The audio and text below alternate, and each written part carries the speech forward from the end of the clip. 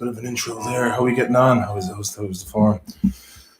Just let the old room fill up there. Look at this. I look like an anemic Sheamus the wrestler. Got the hair chopped. Got the munch job, man. Is that the truth? So I see through the beard you're going. No autographs.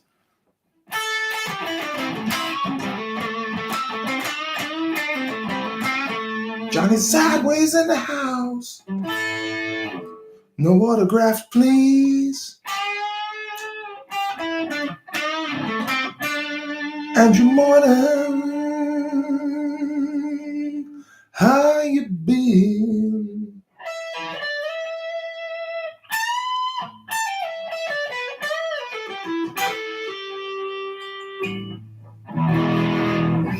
Six people in the house. Jeez, it was 7 people. Oh, it's getting there now. Hey, it's getting there now. We'll keep it going. Keep it going. Sometimes I cry by myself, and sometimes I look across the world, and I think of all the things that you're doing. In my head, I paint a picture. Well, since I've come home, well, my body's been a mess, and you miss my ginger hair and the way I like to dress. Won't you come on over? Stop making a fool out of me. So, yeah, why don't you come over, Maloney?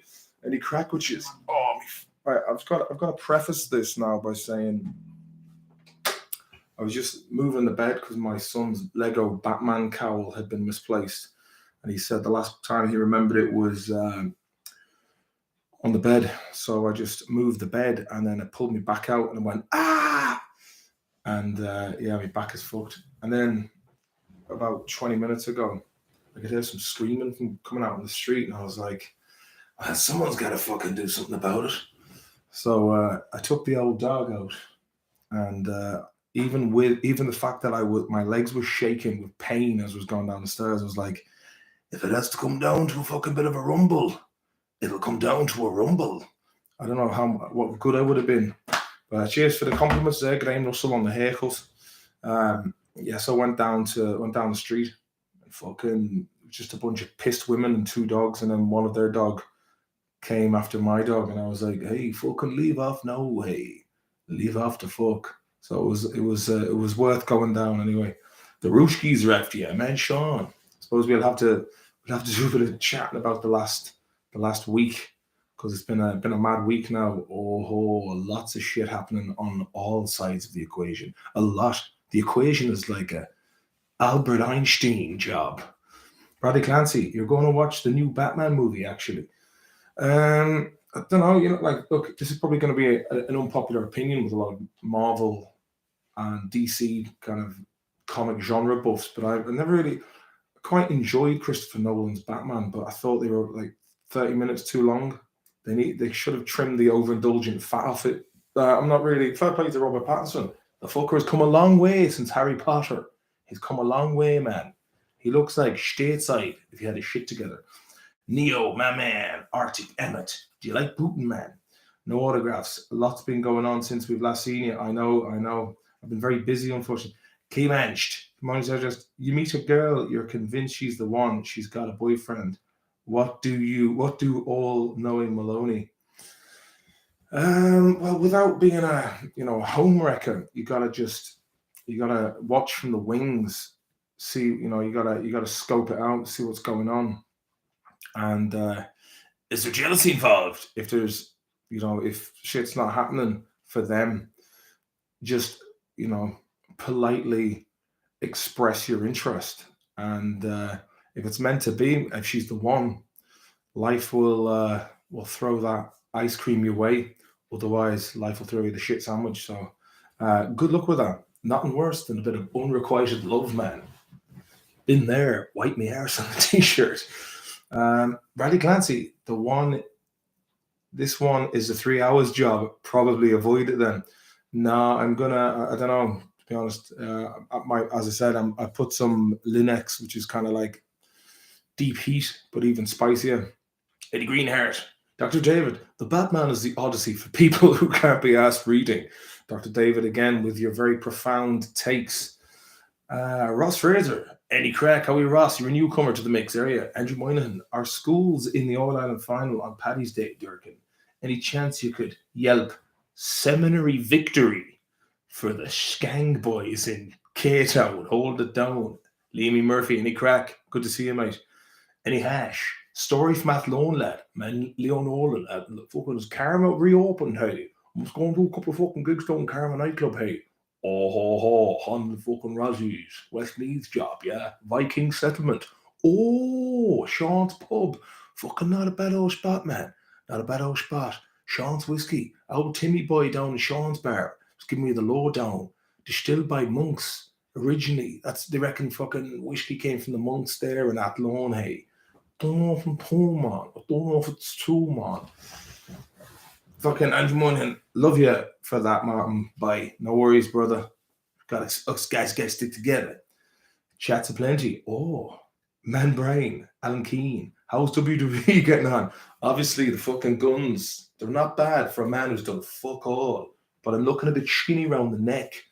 I need to start. I haven't done any exercise for about 2 months. It's the longest in years, and I think that's probably why my back went out, because the intercostal muscles, man, they're just not there. I got my hands on some Oxycontins, but last time I was in Mexico and I got absolutely fucking crucified with the sunburn. This sound skin called Kenny from the Bronx gave me. He goes, "Yeah, I'll give you some Percocet," and we were all in the pool hanging out at about 4 a.m. outside his hotel. It was like this long pool. And I was like, Kenny, man, I think I'm getting a bit nauseous. And I was thinking, I'm covered in water, and I didn't want to run through his hotel room and just go all over the place, especially there were, we got the invite in there. So he was like, oh, you feeling a bit nauseous? Yeah, give that 20 minutes, dude, it'll pass. And I was like, I don't think I got 20 seconds, mate. So he was like, you got to hurl, you got to hurl. So I just reached over the pool on my sunburned stomach and went, puked up 3 times that night, man. That was a record. How did the live music show go? I was good, man. Yeah, it was a good old gig. So I think I might have hopefully 2 gigs coming up on Paddy's Day, but probably would have made a lot more coin if I went back to Ireland. I'm getting very, very homesick for Ireland. Actually, I had a dream there last Sunday. It was one of those nice little I'll go for a Sunday lunchtime kip kind of things. And I dreamt that I was back in Ireland or back in Swinford to be precise. But for some reason, Mellett's pub had been merged with Kennedy's Eurospa. And people were like, yeah, Maloney, where have you been? I was like, fuck, I haven't been home in like 2.5 years, man. This is fucking crazy. So I want to get back, start gigging again. So especially now. Well, who was fucking right all along about this whole fucking vaccination crack? What about the Pfizer job? I'm not going to go into it, but like, I probably took a lot of shit for sticking to my guns and being honest about it. Apparently, 12% efficacy. I'll leave it there. All the fuss, all the fucking 2 years of misery. And it's basically like I saw a meme the other day of like the planet Earth with one door closing and the coronavirus going, good luck, lads. And then the missile just ducking out going, hello, world. So, yeah. So yeah, basically, I've been very down about this fucking conflict in the Ukraine because it was very, very unnecessary.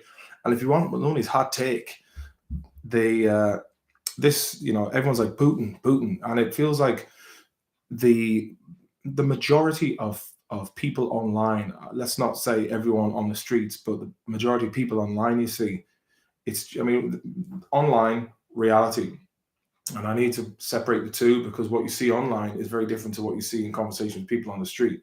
At least when you speak to people on the street or in a public setting, there is nuance and there's people are willing to listen and discuss. Whereas if you have 180 characters to express yourself and it just spirals into different fractals, it's very difficult to have a nuanced conversation. The Twitter is no place for nuance. Neither is Reddit. I've been slagging off Reddit a lot, but I want to see. If there's a conflict going on, I want to see both sides of the story. I want to hear all the context. I want to hear there's 3 sides to the story, usually. So there's the West, there's the Ukraine, then there's Russia, and I understand Putin's point of view. because basically NATO has been getting closer and closer, putting missile bases all around the border of Russia. So in many aspects, you can't really. But I mean, if he is look, whatever if he's crooked, or I mean, he's obviously to be the president of Russia, which is a massive country full of headers, and he was like the head of the KGB, put in to do the job. He's a mad cunt, B, a clever cunt, and C, a fearless cunt. So when you take them things into consideration, and has been pretty popular in Russia, because Russia, as you know, after the old fall of the old Soviet Union, it was a dystopian place to live. It was the collapse of everything. The oligarchs came in and they went, took everything for themselves. So with that in mind, the Russians, I believe, I mean, I've seen videos of lads who were caught by the Ukrainians, and they were saying, I just 21, drive tank, no idea why I'm here. We told it was training exercise. That could be a story that they tell to kind of make themselves seem less involved. And then again, it could be true. He might have just sent in those fresh troops with old antiquated tanks to blood them, just to kind of get them, throw them in with a baptism of fire. That who knows. I never expected Putin to go in and invade Ukraine. For me, I was surprised by that. But it's not, this has been, you've the likes of Lindsey Graham, that fucking toilet trader from North Carolina, I think it is. Is that, am I right, Sean? Poroshenko was put in there. And then there was the coup. I mean, you've got Russian oligarchs who are living in Israel. I think there's a guy called Goldfarb, another fella called Bzhenko or something, who are basically disenchanted. And, there's a whole lot of money being pumped into Ukraine. You got Burisma, Hunter Biden's son, getting a fucking no-show job, 80 grand a month, no-show job. So, I mean, there's a lot of corruption in Ukraine. That is nothing against the people of Ukraine, nor is it against the people of Russia. Then there's the third hypothesis. All of them are world economic global leaders. Is this a script? I mean, are basically these pawns in the king and queen of chess, let's say, from both sides? They just use everyone, pawns, knights, rooks, bishops. Are they just all pawns, and the higher you go up, the more they just go, I'll have that. Cardinal Flanagan, if you just headed over there along with Shady Ganley, conflict to be over in the morning there. Oh, fucking turn straight up now, man. Go for fucking spark up, put more on. Three sides of every story, says Shawnee. What you say 2, what I say 3, and what really happened. Exactly. Give Putin some woof woof, says No Autographs.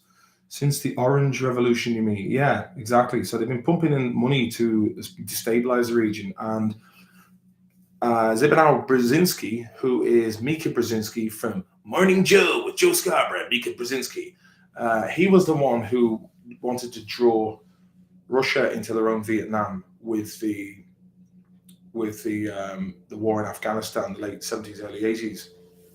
And as you could see in the United States, if you put a country into a quagmire like Afghanistan, America, or Iraq, you'll absolutely destroy their economy, because everything's going to the war machine.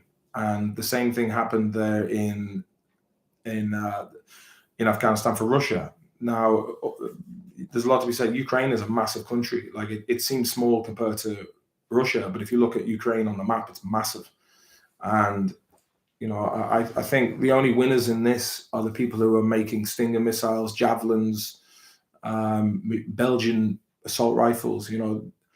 Sure, they might give this military aid to Ukraine, but it's ultimately the taxpayer of those nations that are paying for the government contracts to their military.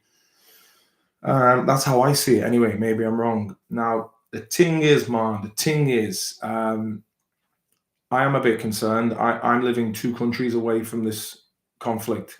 There's talk of Finland and Sweden joining NATO. And bye-bye neutrality, if that's the case. And like even fucking Ireland, Vradka is in on this. So you see, World Economic Forum, maybe these people like Putin played his part already, and now they've. I mean, I just think it's really fucking petty. Disney and Paramount. You're not going to be able to watch Sonic the Hedgehog 2 in Russia. So I'm sure they're fucking gutted. And yeah, 4 Russian fighters passed into Sweden. Well, when was this shown? No, I like the haircut someone says. Was it? Thanks very much. Fight Forever. Yeah, look, Pez Power Productions, Chrissy Pez. I must say, Chris Perez, big shout out to my main boy. How about those Pats? He's doing it himself. I've been working on the post production. Chris has been the one who's been putting in the blood, sweat, and tears. I'll watch it and I'll have a couple of Zoom meetings and he'll share the screen with me. But I have to say, it's looking good. It's very funny. I'm proud of my boy, Chrissy Pez, Barstool Sports, Dave Portnoy, up there in the fucking bonies.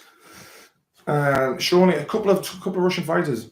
Well, okay. I'll from what I gather as from a man who's been living in Sweden for many years, they make weapons. They have high-powered assault rifles. They have stealth boats. They have Saab jets, Bofors, manufacture missile systems, and I think they're like kind of like the Raytheon Sweden.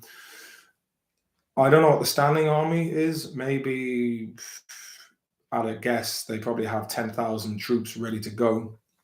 But yeah, I mean, the Swedes, man, they're quite, Sweden used to be a massive empire. They went to war with Napoleon. They were warring. They were basically like the England or the like the British Empire used to be, but of Northern Europe.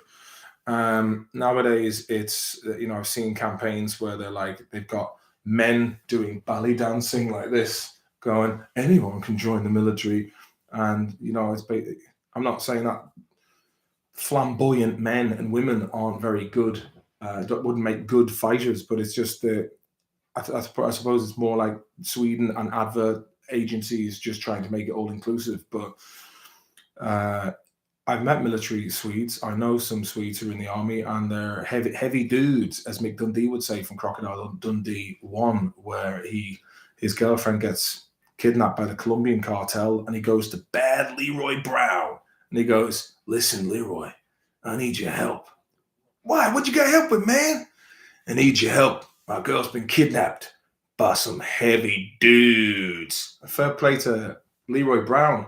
He wasn't a gangster. He was a stationery salesman, as far as my memory recalls. But he did get some good lads from the hood to come in and distract the Colombians while Mick Dundee did his thing, man. Or was that number 2? I can't remember. Shawnee says the 181st Ballet Brigade. Occam's Brute, it's embarrassing. The RAF are dispatched when Russian jets go into Irish airspace. The Irish Air Force radars doesn't pick them up. Ireland is, I could well imagine if Ireland got invaded, it would be like this. Irish, come in, we'll make a couple of, come in, we'll have Guinness. Do you like Jameson? We're mad for the crack, the Irish. We're class. We love you, Putin. Come in. Xi Jinping. We're mad for the Chinese imperialism. We fucking love it, man. You know what I mean? There would just be serious fucking sycophantic ass kissing being done. And anybody who tried to stand up and go, "Oh, this is bullshit, man, we're being invaded," they'd be like, "How dare you? You were the same during the whole masking up." Apparently, again, other findings have been, according to Daily Mail, it's not an ideal source, but I just glanced through. It said masks are only 90% effective, or 90% ineffective. They catch 10% of the particles. Great. So the whole masking thing was just basically a symbol of who was ideologically controlled. And some people are going to go, "What's this fucking lad talking about?" I don't agree, but hey, look, time will tell. And even if time will tell, you don't even want to know any different anyway. But most of you, if not all of you at this stage, agree with what the fucking Seamus the Wrestler's skinny younger brother says. Cardinal Flanagan, I saw MasterCard and Visa froze Russian accounts from the networks. Yeah, what are you going to do, man? FIFA, fucking Eurovision, fuck. I don't. I really. It could have been so easily avoided. But you have psychopaths in very high positions of power in the world who don't care about people. I saw a shocking video, man, that really it stuck with me. It was a guy and his son driving in a Mercedes Vito van, and they had two German shepherds. They were dog trainers, and there was a Russian tank up ahead.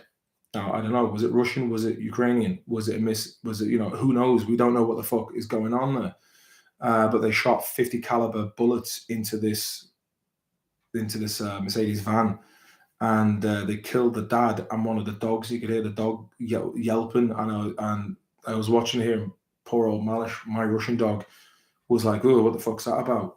Um, and then later on, I don't know if it was both the father and the son, but like the poor old German Shepherd was there beside the dead dad, and the body was just thrown into the ditch. So who the fuck knows what's going on down there, man? But that really upset me, to be honest with you. It put me on a real bad one. It was a bit fucking snappy afterwards.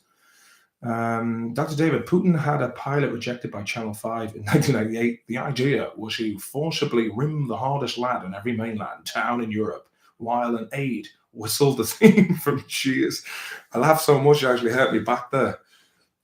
Thank God the face masks are gone now until further notice. Well, look, I stuck it out of spite. I wasn't going back to Ireland while that shit was going on. 2.5 years, man. 2.5 fucking years. I did it, and I'm a man of my convictions. And when I say I'm going to do something, by God, I'll do my best to do it. Unless it's getting up early in the mornings and I'm fucking bad at that shit. Darren McKinney, it will be the Brits or the Yanks invading, lad. You must be mental to think Russia or China are going to be the first to lay claim. The British Army were on Irish streets during our own lifetime. Yeah, you're right about that. I mean, let's face it, Ireland is, or the North is occupied. Well, I mean, it depends on, like, my mate Rod was like, fucking, the North, man, it's fucking occupied. I'm like, it is, yes. But it's, not, thankfully, not what it was when there was lads, there was, fucking military towers and in South Amor and helicopters where it actually was a active war zone. Look, at the end of the day, like, we've had fucking the 20th century, and now we've had like 2 decades of the first century or the 21st century, which has just been fucking full of war. Has there been any time in this century where it's been totally fucking calm? No, not really. Okay, let me see. You can buy a mansion for the price of a VCR now in Moscow. What kind of fucking dodgy area would that be in? Alan Keane, no, there's no Lusheen tonight at all. Fucking, I'd man be sick of the Lusheens, to be honest with you.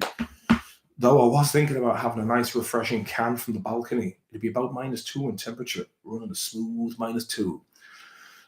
Is there still some clims going around wearing the face mask? It's time we move on from this bullshit, but that's just my opinion. Well, it's a valid opinion. You see, the thing is, we now live in a day and age where those media is fucking cancerous. And on top of that, then you have the likes of Reddit, which is controlled by Alphabet, and you might be talking to bots. It might be posts that are put up by the people running Alphabet who own Google.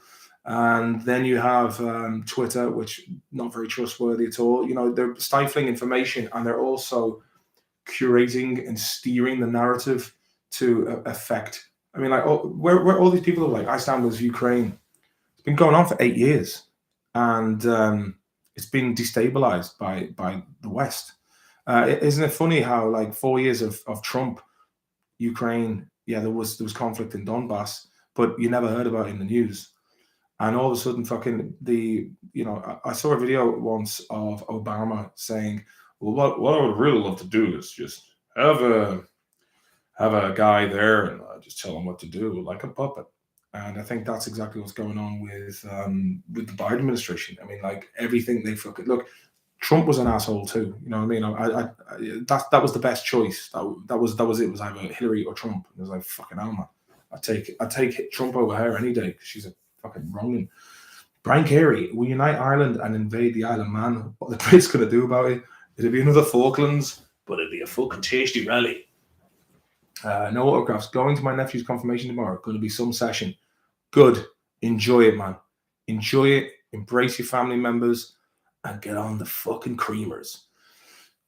Grid Rain, good to see you. Can no one tell Putin to get over himself? One wants to invade Russia. It's kind of shite. Yeah, but the thing is, like, I was watching this lad. He's called Coach Red Pill or something, and he's living in Ukraine.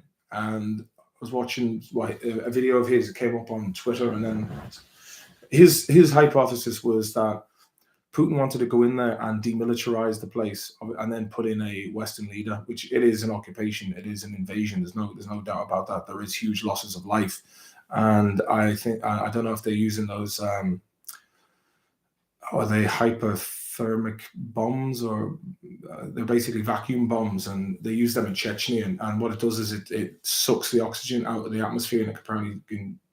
Look, it's fucked, man. It's fucked for the Russians who have gone in there, and it's fucked for the Ukrainians. And you know, but the thing is, what this guy was saying, it's really irresponsible of what Zelensky has done in terms of arming his own population, because what that does, it's dangerous for civilians, because if you've got an invading force that are being shot at by civilians, that's going to mean that they are going to start shooting at civilians, which basically means body count plus photographs disseminated by Western journalism with one side of the story is going to stoke the fires of fury even more in the West. And then you got scumbags like Lindsey Graham and Adam Kissinger, what's his name? Kissinger, is it? And all these fucking dickheads, these neocons who are looking for war.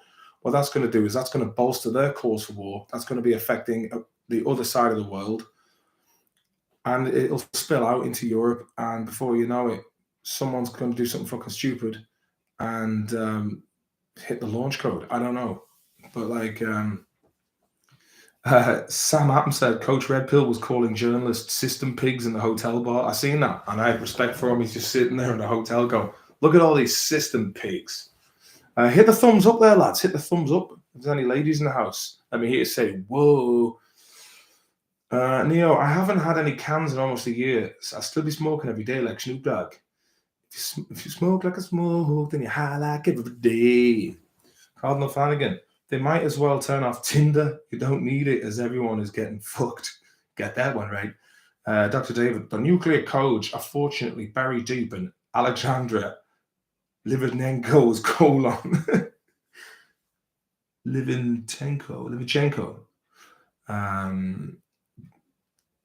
They all of a sudden want to whack world leaders. Oh yeah, fucking Lindsey Graham, tough guy, man, tough guy. I'd like to see, a lot of these people who are calling for war and putting in troops from the West into it. You can guarantee you, none of their kids will be going off. None of them.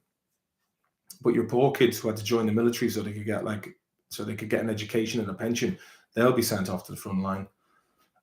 Neo, most countries seem to be run by old geezers who are out of touch. Absolutely, fucking 100%. Power craven, wanton bastards. Alan Keane, have a look at the Plea team combat on YouTube. I think it's Russian makes UFC look pathetic in comparison. Putin should be locked into the ring with them all to the death. He'd be handy enough, Russian, for a small fella. He'd be handy. There was a story I heard about Russia, about Putin years ago after the fall of the Berlin Wall, and all of the was it Stasi who were the Russian ones, or the FSB in the east of Germany, and all the the Germans were coming and smashing the gaff up, and they were all outside. A big mob of them were outside where he was stationed. And he walks down the steps and he says, "No, ich haben eine Pistol." No, but he was like, "I have a gun, and in this gun there are 13 bullets, 12 for you, and the last one for me. We can all go home to our families, or 13 of us will be dead. The choice is yours." And apparently everyone just went, "Fair enough. Alles ist gut. Auf Wiedersehen. Gute Nacht." And that was the end of that. But my sister Tricia said once that she read about him, and apparently the KGB were concerned about him because he doesn't have fear. He's fearless, apparently. Is it true Salmon is Putin's left-hand man? Oh, hey, come here. He's the iron fist that will rule Russia and beyond. The Chechens have been underperforming. Yeah, But there's a lot of them have now gone in, and they look like fucking hard bastards, man. It's like loads of kebabs coming at you, but they're huge. Yeah, when I saw a video of like a whole load of them walking in with like massive machine guns, and they were just all built with these big beards. But apparently they're only supposed to be like a policing force. They're not like heavy. They're not heavily armed. But I heard about one of their commanders was taken down on the way to. I don't know where the fuck they were going, but I don't know if it's true because it's Reddit and there's a lot of bullshit on Reddit. Like there's a lot of bullshit, like the ghost of Kiev. He shot down 6 planes in one day, and it turns out it was footage from like Armor 3.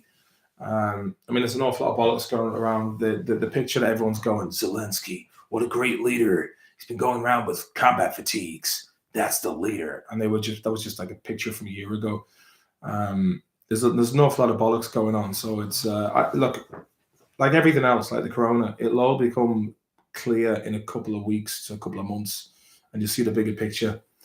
Fight for Era says, yeah, well, they're not so hard. They're getting hammered. Really, yeah.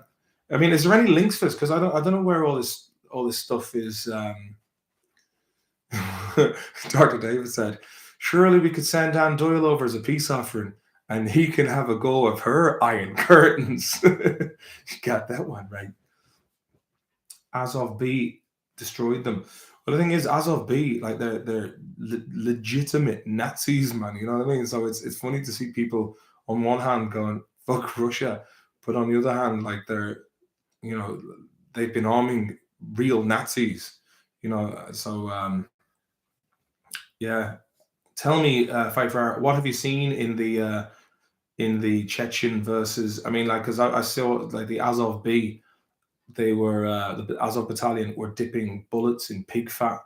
I mean, that's gonna get fucking nasty, man. That's gonna get really nasty.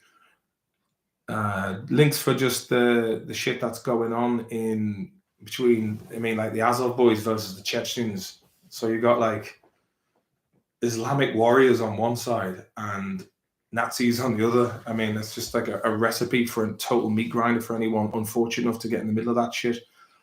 Dr. David, there are FCA lads in a barracks in Ballinrobe preparing for potential battle and watching pirate VHS copy of Universal Soldier.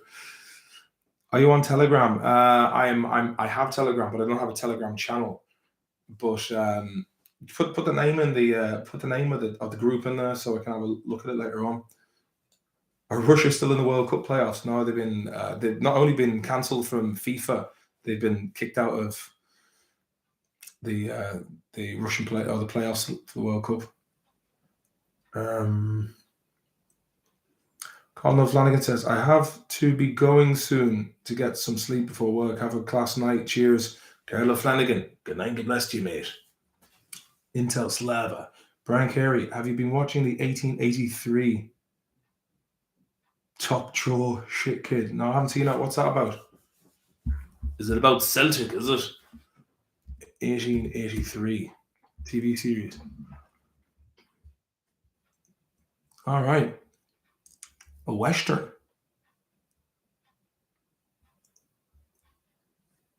I've only got 2 stars on filmtop.se. American drama series Taylor Sheridan that premiered on 2021 Paramount. Tim McGraw. I checked that out. I'll tell you what I quite liked. Hell on Wheels. Fucking Colin Meaney was in that as well. A lot of Irish actors got the touch. Where was my touch? Fucking agents, man.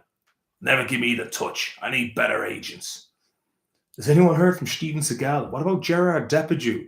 Or what about that video of Putin singing, I found my freedom on Blueberry Hill, and like Goldie Hawn and Kurt Russell, and everyone was just like laughing. Looked like a humiliation ritual.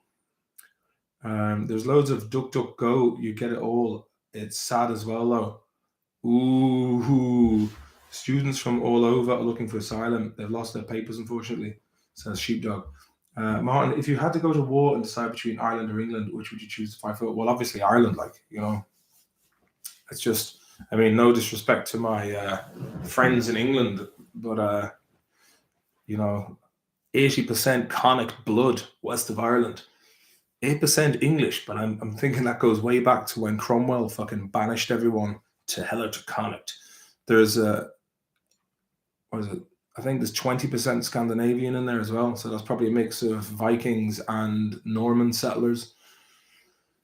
Colomini, yeah. I heard a story once about a lad who was working on set with Colomini. He was having a fucking pint of Guinness during a lunch. He's one of those guys who just fucking drank the pint of Guinness in 2 steps. And as he was drinking it, he made this noise. Check out Gerald Celente on YouTube. His last video is savage. Thanks very much, Anne Monaghan. I will check that out right now. Gerald Celente. Yeah, Celente. I heard you talking shite up around the towns, man. Yeah. Gerald Celente knows no fucking limits, man. Tell fucking Gerald Celente. Shitside was after him. Well, he's an old-fashioned dude, is he? More sanctions on Russia mean more inflation for all. Look, this is what I'm saying. What I'm saying is this all orchestrated globally? Are they all playing their part? Do you know what I mean? Rest in peace, Skibidi. Is that Skibidi, Skibidi bop bop bop bop bop, Skibidi wop? Is that what you're talking about? Quite like those. What are they called? Your one's nice. She's tasty. Tell you something. David, Jared Depardieu pissed himself on that plane because he was watching Big Mama's House. Fucking Martin Lawrence, man. Probably produced by Adam Sandler. Definitely inspired the plot of Jack and Jill. Oh, Al Pacino. Home alone. I have a tax bill to pay. The rent. I must find something. The IRS were after me. So, I said to Adam Sandler, I was like, okay, what's the part? Hoo-ha! Gotta play some fucking grandfather character in Jack and Jill. Jack and Jill went up the hill, and I had to fucking pay the tax man. I love, in Heat, there's a bit where like, yeah, you like my wife? She got a great ass. So what? Shit comes out of it. It's an ass.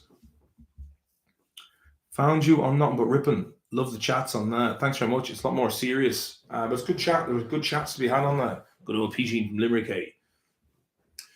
Sheepdog, would you have been a good call, but I get respecting the channels. What was that? Oh, sorry, that's something else you're chatting there. Boris got his money's worth out of the Viper at the end of Series 1. Was it fucking Boris Johnson, was it? Great ass. Chris J, you came in at the right time. Oh, sometimes I think back to all that ass I got back in the 70s when I was making Scopio, whatever the fuck the name of the film was. When I was in The Godfather, I spoke like this. Michael sounded very high pitch. Then I have to go out with Fredo on the boat. Hey, Michael, remember that time we were kids and we went fishing? We used to say the Hail Mary. Yeah, I remember that. Why don't you do the Hail Mary now? Maybe we might catch a fish.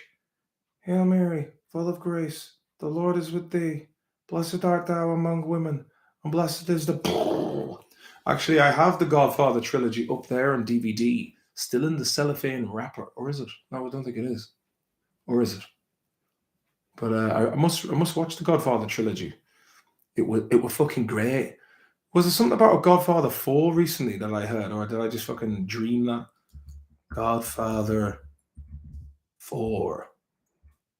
Godfather 4K. Godfather 4 movie trailer. Nah. That must be some fake shit, man. Will there ever be a Godfather 4?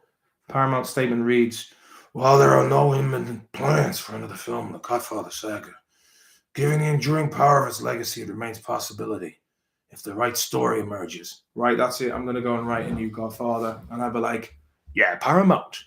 What about fucking Godfather 4? Hey, Il Padrino. Quattro. It was supposed to come out years ago. All right. Godfather 4D chess featuring Trump. I play 4D chess I was over there with my friends in the Vatican, and I said, I know a lot of people in the movie business.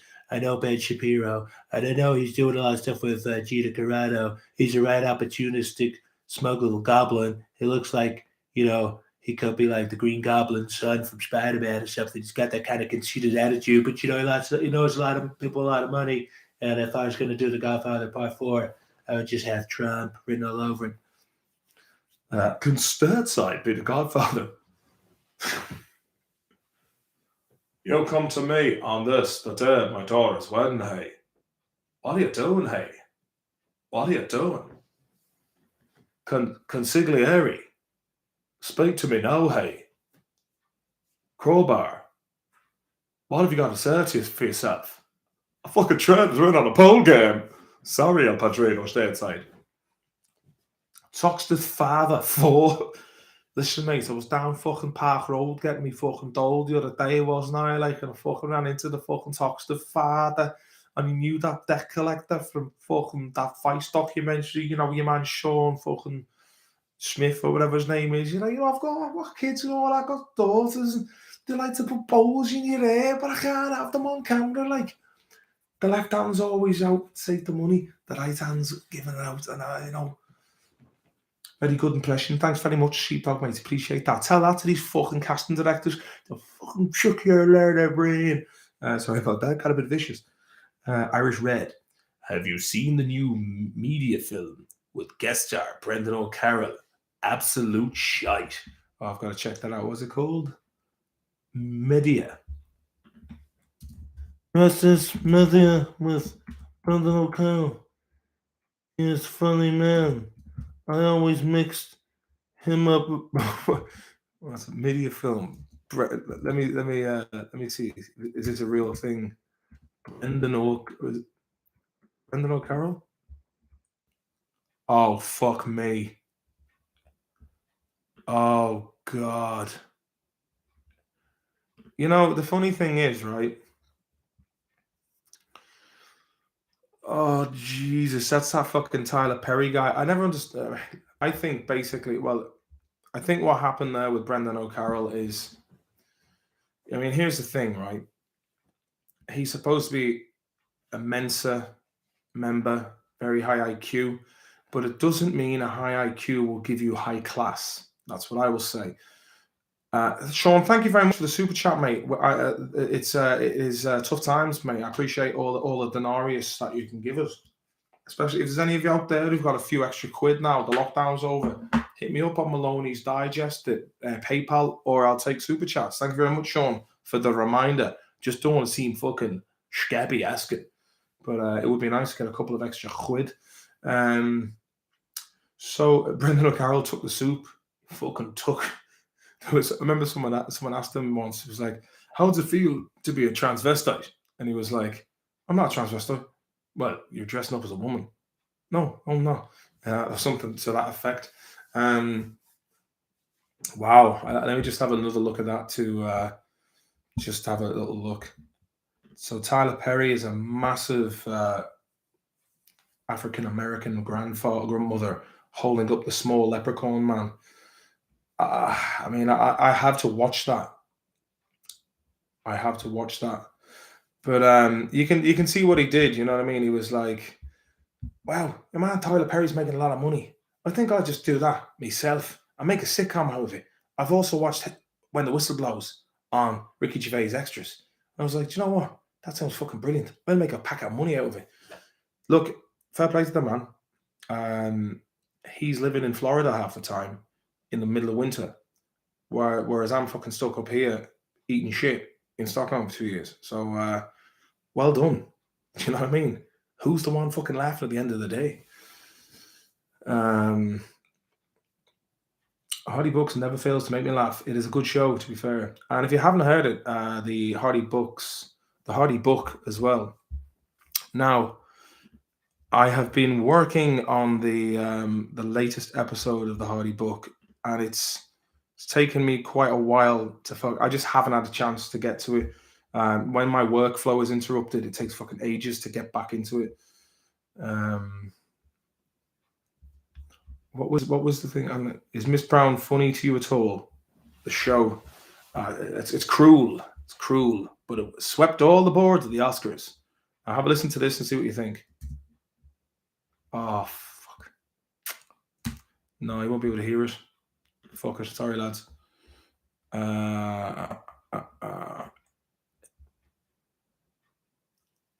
Okay, I can read this to you. This little piece, which I'd forgotten because it was shit I started writing in 2014. I don't think I've revisited it since 2017. So, but I'd redrafted it. So when I heard about it, I found it very fucking funny, if I do say so myself. Man, there's a lot of stuff in here. A lot of stuff. But where is it? Where is it? Where is it? Bear with me now. Bear with me now. This is a bit that I haven't read yet. Here, I have another trick up my sleeve. There's a lad called Creamy Dave who was married to a Longford woman over in London. I hear he got so sick of having kids, he just said to the wife, I'm off down the shops for some cigarettes, and just left and came home. She hasn't heard from him since. They say it changed his name by default to Creamy Dave. He's onto a winner, selling expensive hash to youngsters, which reminds me, do you remember Witness Festival? Well, 9 years ago. This is 9 years ago, so that was 2002. No, I don't know when the fuck this was. So, well, 9 years ago, when I was still a ledding, I was approached by a shady bastard. Maybe it was 19 years ago, it was more like it, in an old leather jacket with a gold identity bracelet that said Reebok, which puzzled me. Had he been named Reebok? If so, why did he need to buy a 12-carat bracelet to remind himself? I remember his face was blotchy and he smelt like fresh fish, stale drink, fags, and dead skin. He knew my name already. Hey, Eddie, do you want to buy some hash? This actually did happen in Witness. The Tordoff and the Kennedys, and Brian Turbot and Kinsella, they were all like, oh, Maloney, he knows hash lads in Dublin. And, oh, fuck me, that was a Mondo super chat there, man. Bradley Clancy, thank you very much, mate. God bless you, sir. This is for making me laugh when I was depressed and decided to finally watch Hardy Books. Oh, mate, I appreciate that. Fair play to you. That was very sound of you. 50 smackers, mate. Luke Murphy nearly dropped the trowel when he seen that. So I'll keep reading. But yeah, that was it. So basically, this lad, dodgy fella, I'm from Ballavari, yeah. And he must have been in his like mid-30s. And I was like, so he goes, are you Martin? Yeah. No, I am, yeah. He goes, do you want to buy some hash? And I was like, yeah, class. So he pulled out a slice of one of the Pete and the Board and the Mona compressed Pete. Graham Russell, thank you very much, mate. That's very kind of you. You're a great man. Compliments of the season to you. So this lad pulled out a little bit of hash, right? And you could still see the outline of the B from the imprinted Board and the Mona when they were compressing the peat briquettes. And I seen this and I'd been ripped off, but like me and my mate Steve Price, who plays CSI Steve in Kinsella, we were on about 21 years ago, we were on Grafton Street outside HMV, and this lad Carl comes up and goes, hey boys, do you want to buy some hash? Yeah. And I was like, hash? Yeah, absolutely, man. He goes, here, smell that. That's real hash. So he just had like a tiny nodge, a crumb of hash. He goes, smell that. It's real, isn't it? And I went, smells real to me, yeah. And he goes, I went, how much is that? £20. So he gave us this like clean film wrapped, what looked like hash. So me and the lads, fucking get the skins in, man. We're going to fucking Stephen's Green Park. So then that bit in the Hardy Books was like, it's not even a fucking hash, man. It's fucking stone. Based on that, I think he just sold us some like wood, and yeah. So I was a bit wizened at that stage to lads selling you fake hash. So at Witness, your man goes, "Oh, Martin, do you want to buy this?" I was like, actually, you know what? I'm trying to give it up. What do you mean? You were just excited about trying to buy it off me? And I was like, nah, it was a mistake. And so I eventually got away from him, or got him off the subject of the hash. And then he goes, do you want to buy some pills? And he just pulled out a packet of Treeball Mighty Mint breath fresheners. And I was like, nah, mate, you're all right. I like, it went from being a kind of a sense of wariness and fear because he was an older dude who was like shady, to just disgust and pity. And then we left then. But I'll continue on reading what this. Oh shit! I've opened notes, not notes, pages, pages. I said the RAM can't stand any more fucking CPU usage. So anyway, back to the story. I remember his face was blotchy. Yeah. He said, "Hey Eddie, do you want to buy some hash?" I said, "Yeah, sure. That would be great." He pulls out a lump of brown from his pocket and says, "Dollars or pounds?"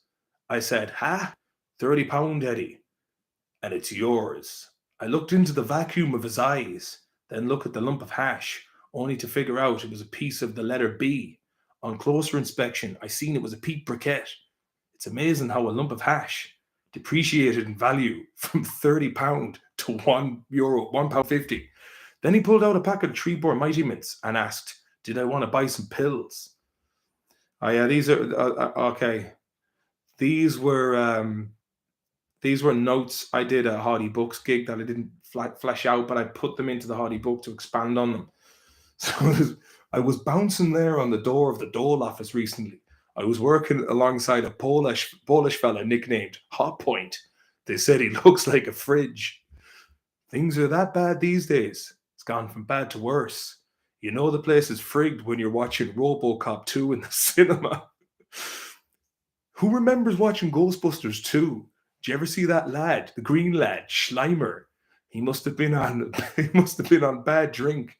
The liver must have packed in with the colour of the prick.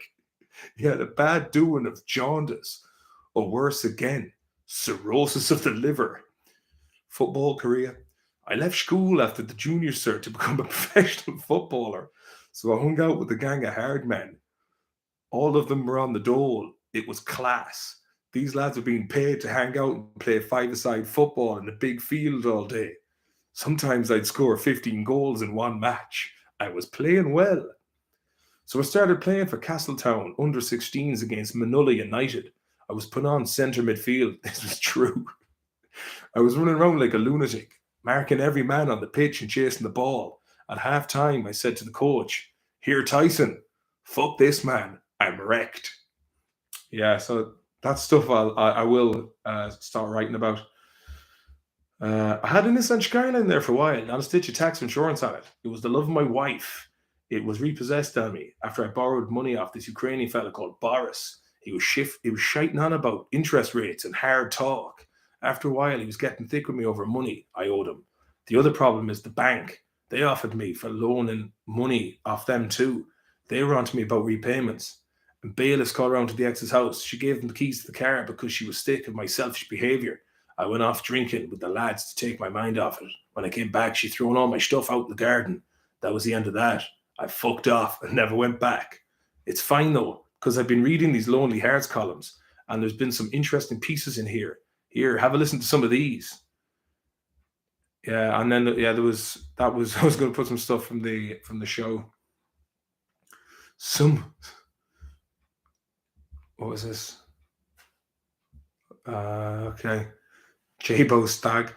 This is Jabo from the United Stand. We used him. This was part of this is actually stuff from shows we did years ago. While I'm on the subject of keeping in shape, I'll tell you about my cousin Jabo. He's a fitness instructor from Castlebar.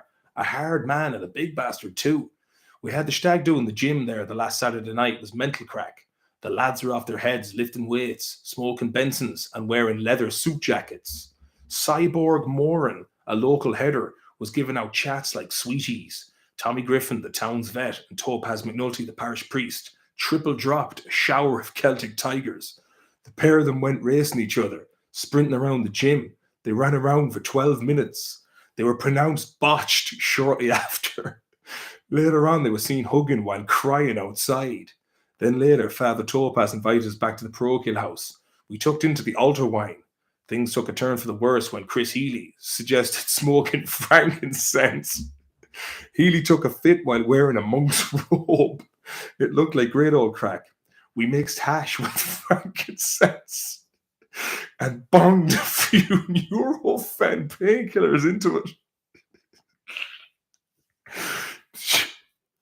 I ended up talking to Danny DeVito through the TV. I had to be restrained from kicking fuck out of it after it swore at me.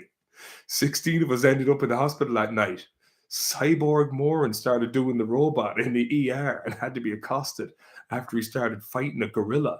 A gorilla was hit by a minibus outside the TF nightclub after a Debs party. The Debs committee had hired a man and gorilla double act to perform tricks and dance.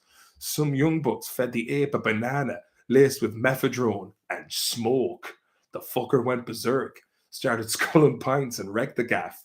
Its owner suffered a mangled skull. They reckon Cyborg's dance must have pissed it off. He went daft again at the hospital. He was hopping all over the gaff, swinging from pipes, attacking staff and patients. Myself and Jabo lunged for the beast. Jabo clocked him with a with a devastating headbutt to the face, but it just bounced off. I jumped on his back and headlocked him. I tried telling him to chill out. The cocktail of drugs, drink, and frankincense had given me extra powers. I wrestled the primate for a good 45 minutes before the shades turned up and threw us into the cells. I'm up in court next month for aggravated monkey business. Oh man, I'd totally forgotten I'd written that. Oh man. Fucking hell. That'll be going into the Hardy book yet. Where do you come up with this stuff? Asked Dylan Penders. Hearing the script is funnier than all of the seasons of Miss Brown's Boys combined. The Beast Lexus, says Ellen Keane. Eddie Greenheart, you know it's good when it makes you laugh. Yeah. Press Power Productions. I'm over here hunting raccoons. Listen to this. Man, Chrissy Perez with the BB gun. Dr. David, I was a witness in 1998. I was underage and couldn't find booze, so I drank 3 bottles of Benylin, sneezed, followed through, and had to go home to burn my jeans in the neighbor's skip. Do you know what? I need to get you writing with me, Dr. David, because you're on another level where the rhythm is the bass and the bass is the treble. Isaac Whelan, Naughty Martin with the banter. How are you, Samantha Hager? Good to see you. It's been a while, as Shane would say. Alan Keane, make sure you get to White Samuel Jackson casted for this. Oh yeah, fucking Wayne, oh man. The Dragon Bay. He's got a hat with Paris on it. City of Lights. Parisian Boys. Stay green, Pony Boy. Cheers from Arizona. Fucking Arizona, don't stop. Yeah, Arizona. Graham Russell, why do you keep going on about those pallets? Why do you keep going on about those pallets? It's all you keep going on about. Fucking Kimbo McNally's coming down for a 5.55. Never trust a Parisian lad. I remember, says Isaac Whelan, I remember interrailing and being in Paris when I was 19. No, 19. All those who remember the war, they can't forget what they've seen. Destruction. Men in the prime, on the piss when they were 19. Parisian Chalkways. Couple of stripes. Alan Keane, you and Buzz drinking 1 pint of milks. Oh, Bradley Clancy, did you bother watching the Kanye doc on Netflix? It's a weird watch, like Beatles doc in reverse. I didn't, man. He fucking annoys me, Kanye West, to be honest with me. His fucking ego is just...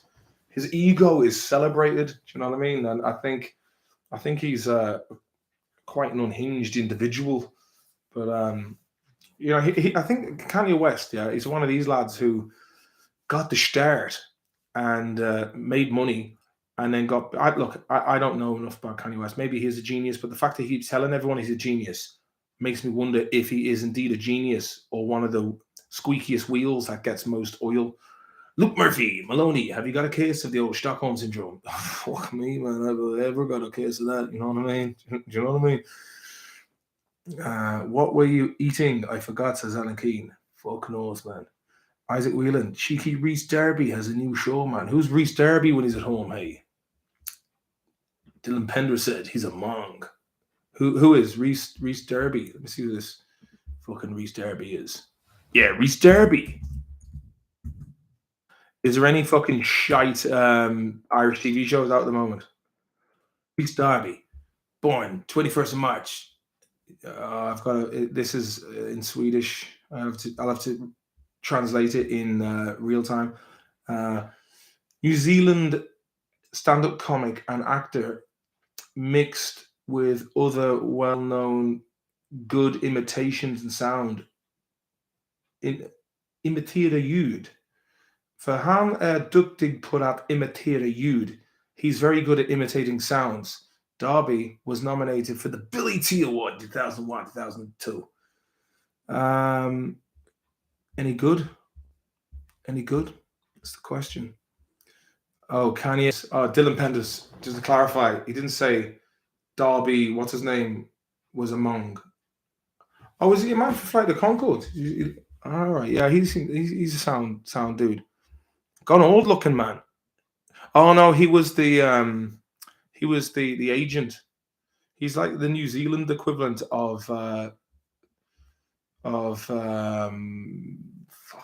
Steve Brody, who was in Hardy Books and The Office and all that stuff.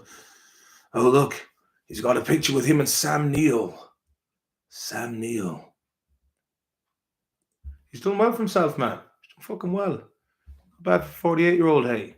Not bad for 48-year-old at all, hey. Not fucking bad at all. Bad at all, hey. Save the hedgehogs. Edges being blown up all over the shop, hey, says Stevie. My buddy manages Kanye's American Express account. Says he's a gas. Is that real, man? I'd love to hear more about that. Could you please just give us like what kind of shit is going on? Big if true. Big if true. You heard it here in Maloney's Digest, man. It was a show on HBO, but Kanye bagged a Kardashian. What's the crack with her? What's going on with the stalking shit, man? I've heard people going, oh, Kanye is dangerous. Fucking Pete Davidson, he's in trouble. Oh, it reminds me of being stalked when I once had a guy ring me after a Tinder date. He rang me twice. I hung up. I was stalked. You know, like there's a lot of people who just want to be like, please look at me as someone who needs attention, please. But I don't know. I've heard it's quite odd though. Kanye's babysitter divorced him, and he's on the loose. RT is in the final stages of terminal case of congenital syphilis from 70 years of incest and nepotism. It's now basically a coma patient who farts words beamed into its brain by Twitter hashtags. Dr. David, man, you're fucking.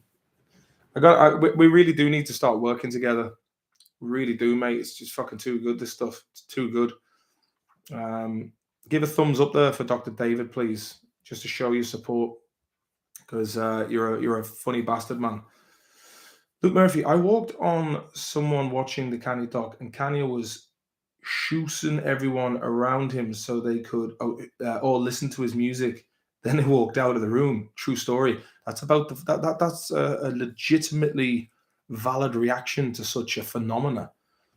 Eddie Greenhart, the stream of old comedy is fantastic tonight at Dr. David, says Eddie Greenhart. It really is, man. I see no one fucking gave the thumbs up though. No one gave the thumbs up. There's 45 of you watching. Simple mathematics there, like. If everyone just press the X on the hash if you're watching it on your phone on the chat. If you pressed X and just went thumbs up. Oh, we got 30. Oh, 31. It's like fucking bargain hunting this.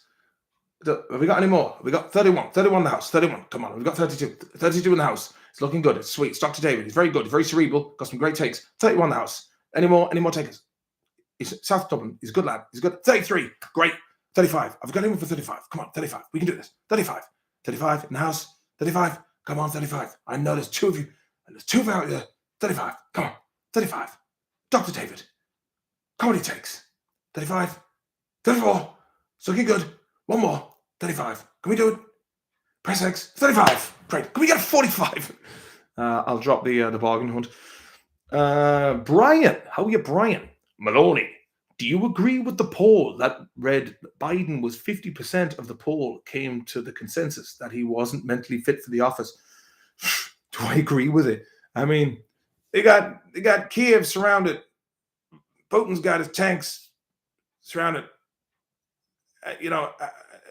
All I can say is they will never win the hearts and minds of the Iranians.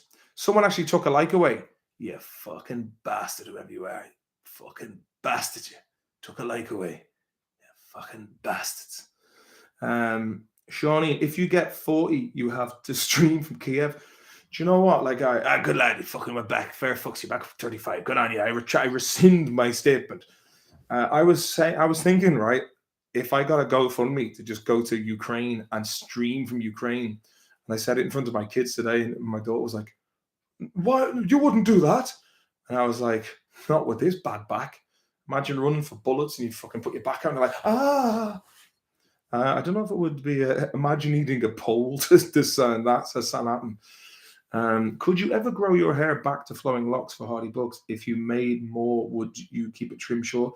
I mean, like the hairline is, it's as you can see there. That's where the hairline was.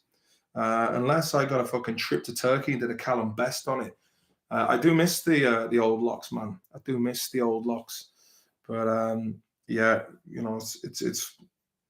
I went and got the haircut and I went, yeah, my hair's going bald in the front, or it's receding. I was like, do you reckon that's from stress or is it hereditary? She went, parents, how are their hair? And I went, well, not the strongest. Well, not stress then. I was like, fair enough.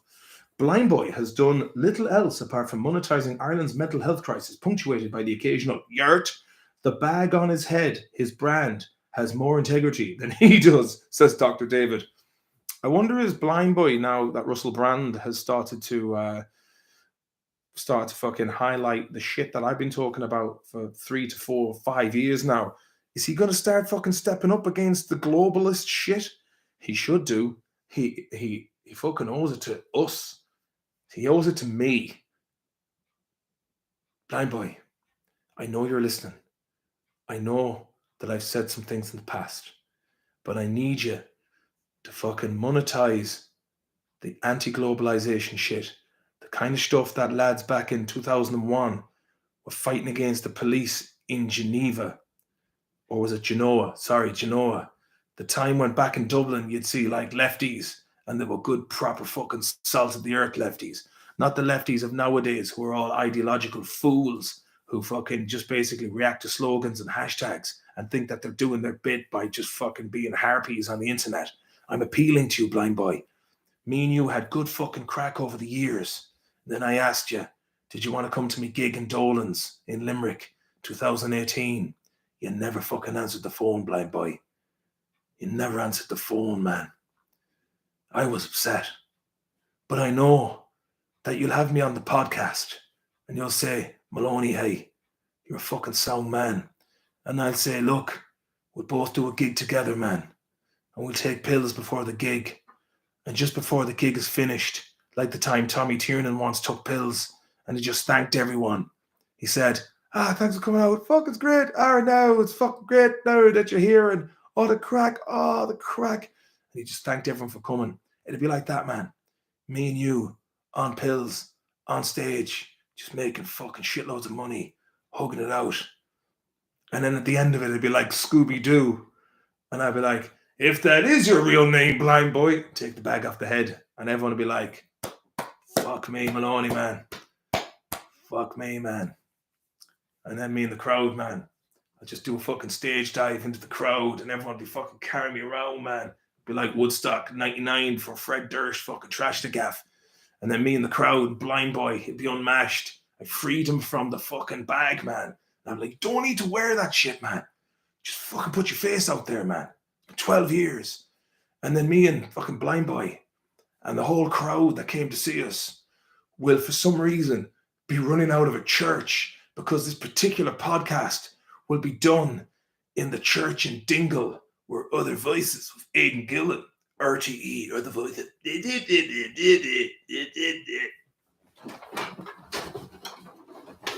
Other Voices, cool, man. Yeah, I play Whelan's, cool. Yeah, Twisted Pepper, fucking class, man. Yeah, it was a fucking gig with Aidan Gillen, man. Fucking cool. Taller than I imagined. His skin's so fucking good for a man of 65. So anyway, where was I? Oh yeah, so myself and Blind Boy, and the fans and that will all run out of the church, but we've been up on pills all night, so it's like midday, and as we come out of the church, blind boy will jump up into my arms, and then the music from the end of An Officer and a Gentleman featuring Richard Gere will play. Love lift me up where we belong, ba-doom-doom, to the mountainside where the eagles fly. And so I implore of you, blind boy, let's make this happen. And we'll do it for world peace. Okay? That is the closest thing that I am going to be able to do in order to stop the war. Business. Rockshore Lager, absolutely. Graham Russell, man, you're playing a blinder. Listen, man, if I come on do a gig over there, me and you, we're gonna totes fucking hit up. You know, I was a big high now man, big fucking high now man. But since they came out with Rockshore, I've been totally fucking rocked on the shore, man. Do you know what I mean? I mean, like, all the marketing campaign, because the marketing campaign is real chill. It's like, it takes these guys, you know, young college kids from Dublin, not even the college kids, man.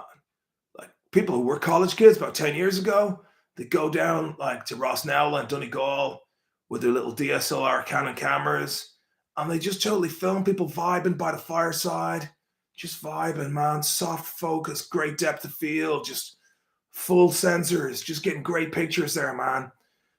And like, you know, they're working now. They're professionals. They go to Electric Picnic. They go to Longitude Festival. They like ramen noodles, and they go to Crackbird Restaurant down on South William Street, and they just live life. And that, for me, sums up what my life has been about. You know, it's Rockshore in Dublin City, and there's Ireland's Edge Stout, man. Fuck me. Like, I was a big Rockshore man, but Ireland's Edge Stout, really love the fucking graphics on the glass, man. It's fucking sweet. Dylan Penders. Dr. Davis said, Sparbag on his head is some middle ground between feigned authenticity, a brand, and being a masked superhero. He's disappeared up his own arse like Richard Gere's gerbil. Oh, man. Fuck me. I mean, come on, lads and ladies in the chat. That warrants at least another 10 likes. If I don't get 10 likes, I'm ending the stream. I will do that. I'll end the stream if I don't get 10 likes. The stream is done. I'm gonna give you, if you don't believe me, I will fucking do it, man. Because Dr. David deserves it. We got 44. 44. All right, I'm gonna 49. Come on, I'm gonna put the timer on. We made it.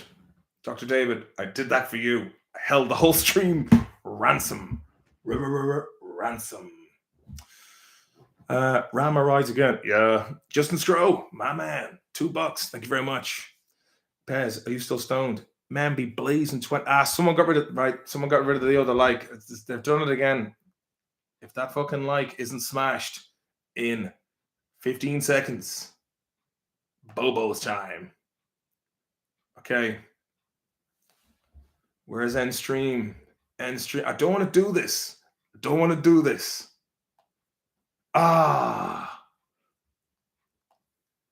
Fair play.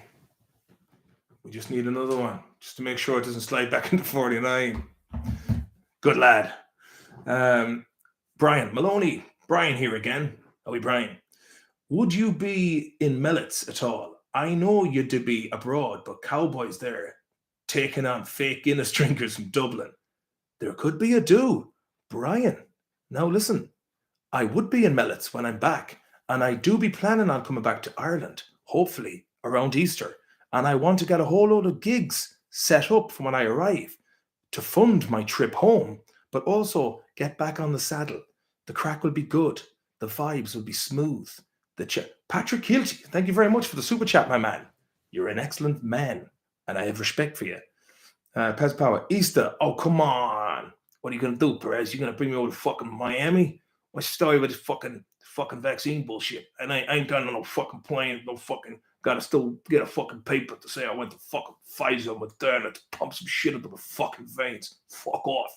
But I want to come, he says. Isaac Whelan, how smooth are the vibes, good lad. Oh, come here. Like drinking a banana milkshake that Barry White had made, but also took a bit of a Mars bar milkshake and poured that in. So it became a chocolate banana milkshake with real ice cream and bananas. But he also added Kahlua and Baileys with a little touch of vodka just to cream it all off. That's how smooth it'll be. Massive cheers, Jerkin man, Ben Brain, Isaac Whelan.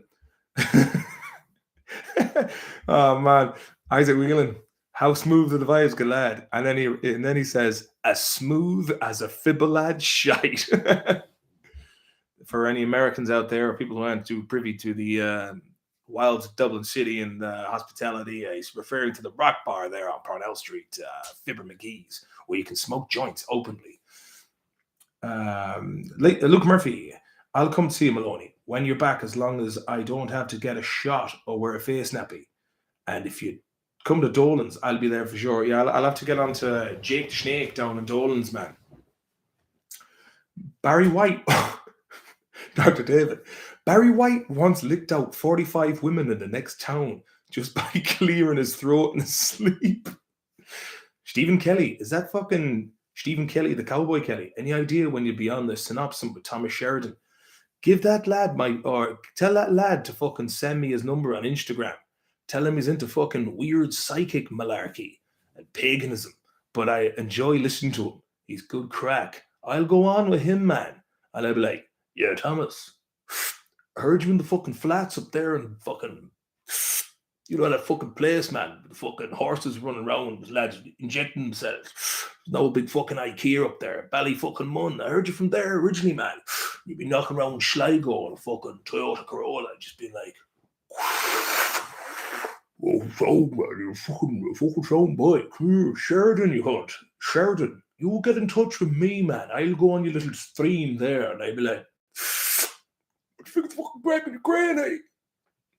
Actually, that reminds me of a story that I will tell of when I was going to Ballyfermot Centre, fucking further education. Cool college, man. A lot of cool dudes. They had a studio in there with a lot of people from the south side of Dublin would go and do filming. They went on to have lucrative careers in film crews and shit. But Stephen Kelly, I'm glad you cleared that up. You're not Cowboy. Same name, though. Great time for you. Now, I was going to say, right, so I was on the way to, I was living in fucking Ranelagh, D6, Morton Supermarket, yeah, Dunville Avenue. And I got on the 18 bus, and this fucking really dodgy fella in a pair of Adidas tracksuit pants and a blue puffer jacket comes on. And this one particular day, right, there would always be dodge ballers on the back of the bus, dodgy lads. And I was like, you know what? I'm going to get the back seat today. Fuck this. So I sit on the back of the 18 bus, and this lad comes up, this dodgy lad, and I'm listening to Audio Slave. The album had just come out, and I was like, oh no, I was listening to Guns N' Roses actually. And this lad goes to me, yeah, bud, what are you listening to? I was like, Guns N' Roses. Is that the one in the video with all the fireworks and that? I was like, nah, that's Koshai's by Audio Slave. Ah, yeah, that's right, man. Yeah, right, yeah. Listen, man, do you mind if I fucking light up a cigarette now? Do you mind that? Would you mind that at all? I was like, nah, work away, man. And next thing, pulls out a packet of Johnny Walker Blue. Do you want to go with this? Do you want to be? Do you deal with the fucking gear yourself? Nah, man, I'm off the gear. And he pulled. No, I wasn't listening to Chinese Democracy, man. This was about 7 years before that came out. So this is like 2003. It was just Appetite for Destruction. So pulls out tinfoil with a Bic biro with the middle taken out, starts fucking lighting up the heroin on the foil and goes, I'm with the Johnny. I was like, where are you from, man? I was like, I'm from Mayo. And he goes,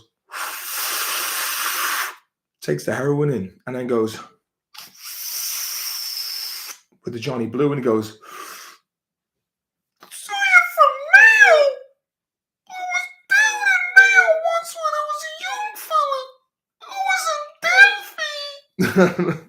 I just heard I just seen everyone else on the bus, like too afraid to look back at this lad's fucking massive helium balloon voice.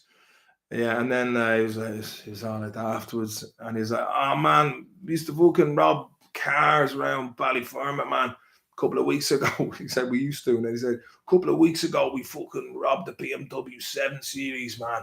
Fucking leather seats, putting cigarettes out in the back of the seats, man, and fucking rose around the field. Fucking thing was fucked, man."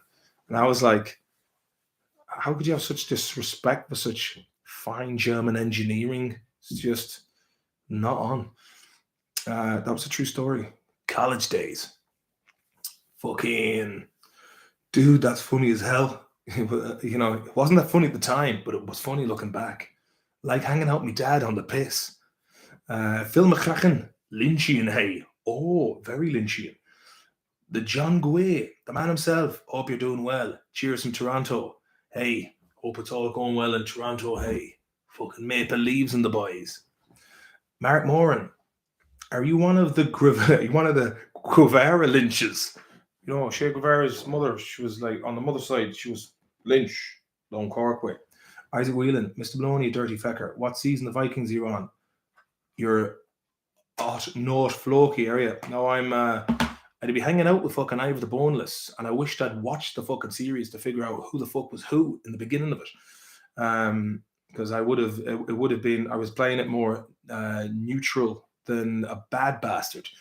But I'm in the very last scene of series 5, part 2, I think it is, and I'm in the first episode of series 6, part 1, and then I did like another bit on a kind of a recap episode as well. That was nice, man. Chaplin's Bar. Oh, fucking. Do you want to hear the Chaplin's Bar story, Graham Russell Deer? Chaplin's Bar. So years ago, right, in 2006, me and the old fella, we were living together. Like, I came back from New York, and it was my sister's wedding, and I was over there for the wedding, and my uncle was like, "Do you want to fucking work here? Do you want, I got a shed there. Built a shed with the old fella. It's work there for the period." And my dad was like, "Yes, quite so, quite right. Catch Stevens, father and son job." So we just moved in with my younger sister and her boyfriend Chris, which was really fucking, you know, they just moved into their first gaff together. It was a big deal, and they had a spare room. So I was supposed to be staying there. And next thing, my dad had a falling out with Elaine, his girlfriend, and so I had to go and help him in the van move his stuff out. And then I was in the back, and I was like, "I'm sorry about this, Elaine." She goes, "You know what he is, Martin?" "What is he?" And it was in earshot of my dad. "He's selfish and he's lazy." Yeah, no. And then, the Roosh killed me off, hey. So then we were living in Aaron and Chris's place. And, we were there for about 6 months. The shed was so good at the end of it that they had to do up the exterior of the house to match the shed.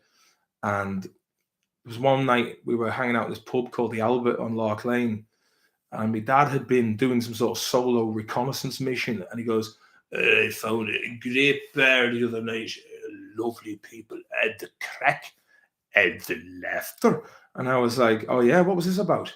I was like, where is this bar, Dad? It sounds like a fucking great place altogether." "Chaplin's on Lodge Lane." And Lodge Lane is a particularly dodgy road in Liverpool that we used to call Dodge Lane. And I was like, so then a couple of nights later, he brings this up on this Saturday night. He goes, I was like, "I want to go into town, man." Eddie Greenhart said, "Your accent was class in Vikings, by the way." "Thank you very much, Eddie Greenhart. Appreciate that."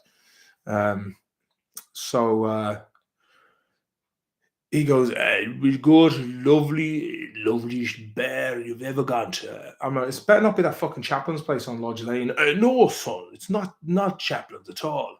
So then we jump into a cab, and then we pull up to Chaplin's on Lodge Lane. I was like, "For fuck's sake, Dad, I don't believe it. Give the place a fucking chance, son, will you?" So I was like, "All right, we'll go in." So I was already miffed. And so we're at the bar having a few drinks, cup, get a drink at son. All right, all right. So then my dad toddles off over to the karaoke going on. He goes up and asks your man on the karaoke, he goes, so a couple of minutes later, and please welcome to the stage, Matt Maloney, everyone. Hey. I looked at him, man, you're a fucking piece of work, man. You're a piece of work. So I get up on the stage and I sung Don't Look Back in Anger as arrogantly and as Liam Gallagher as I could do, as in protest. And everyone was like, fucking hell, mate, that was fucking boss. The place erupted into applause. And I was like, well, I wasn't expecting that. And yeah, free drinks and pints. And we did have a good night. And then at the end of it, my dad was talking sweet shite to the woman behind the bar. He was like, give me another half one there. Good, lovely woman. Get out. And yeah. So then we went and have a bit of chunk there, lass, says Graham Russell. How long did you stay in New York? Well, I was there twice, Justin. I was there in 2006 for about 3 months. And then I went back in 2011 for a month. But in that month, I spent 9 days in Los Angeles. And within the 9 days in Los Angeles, I went to Las Vegas for 2 days. What a fucking kick, man. It's like Blackpool in the desert. Eddie Greenheart, was the old lad fond of the sauce, yeah? Oh, he's a martyr to the sauce. He's sponsored by the sauce. Can you do a Belfast accent?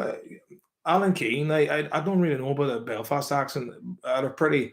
I need to think of someone from Belfast. This is my friend Ruth from Belfast.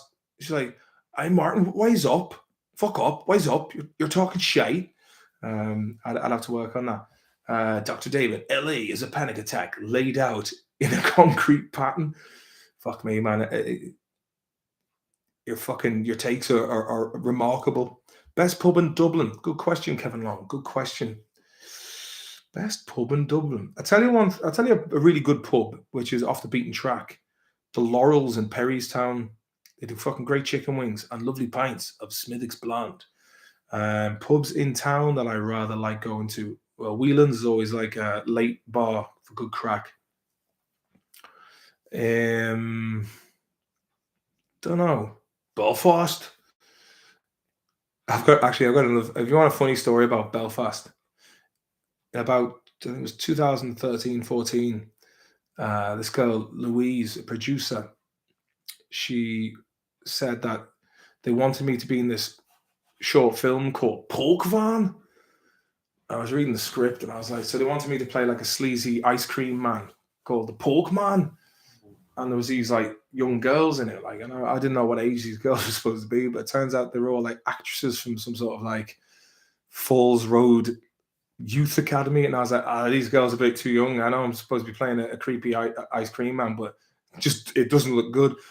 And I was like, which one am I supposed to be talking to? The good looking one? And there was like one big unit going, hey, fucking not going in no fucking way, Pork Man, we ain't fucking tell you, hey, man. And I was like, I'm not even getting paid for this, man. And they fucked up the tapes.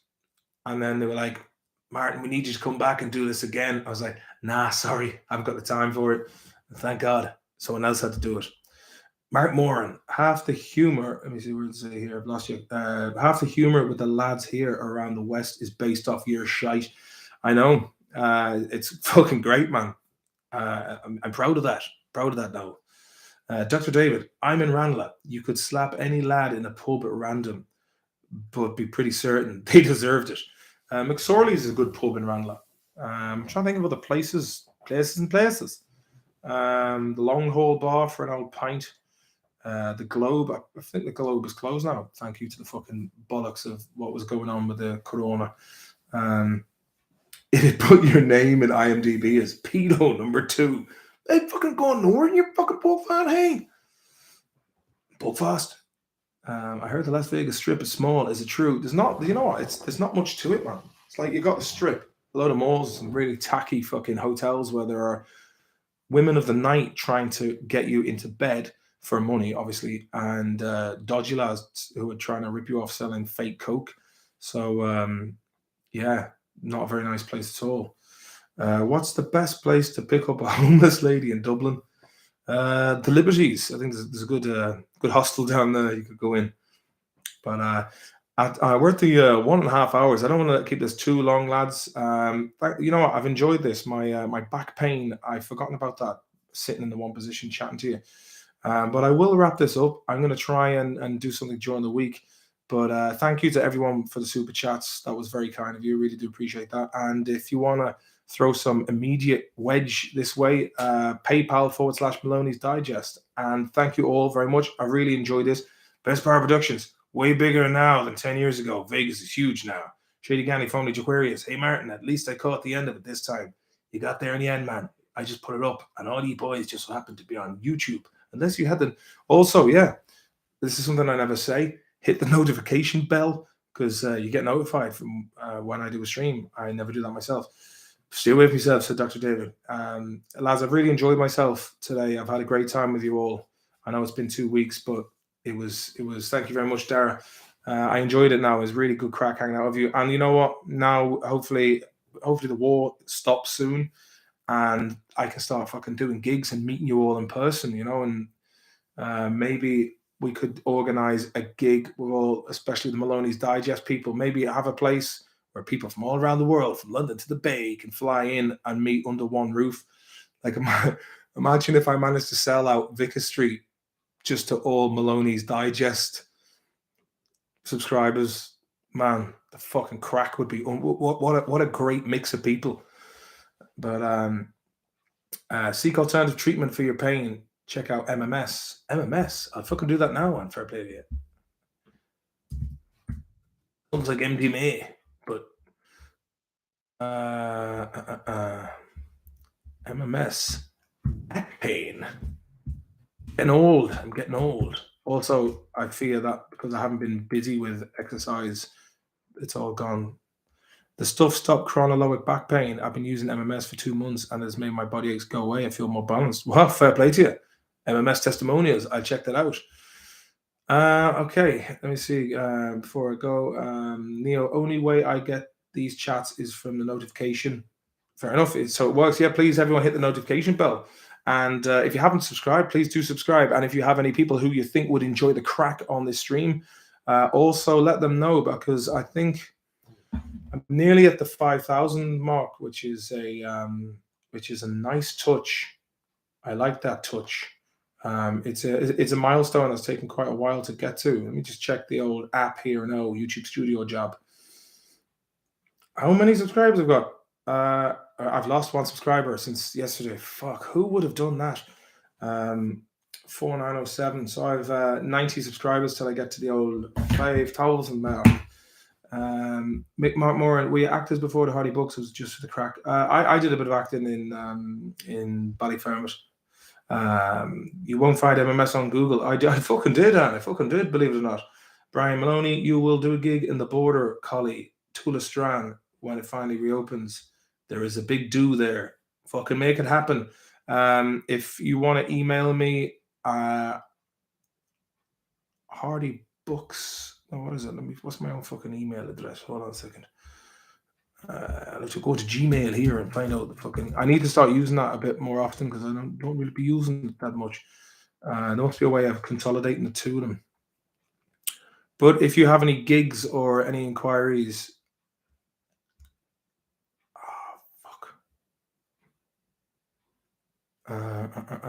let me see. Do you know what? I might have to do a fucking live stream. I'll see. I fucking missed this bloody email. It's a guy called Hotep Jesus. I was going to get on tonight. What's the other fucking email address? Bear with me.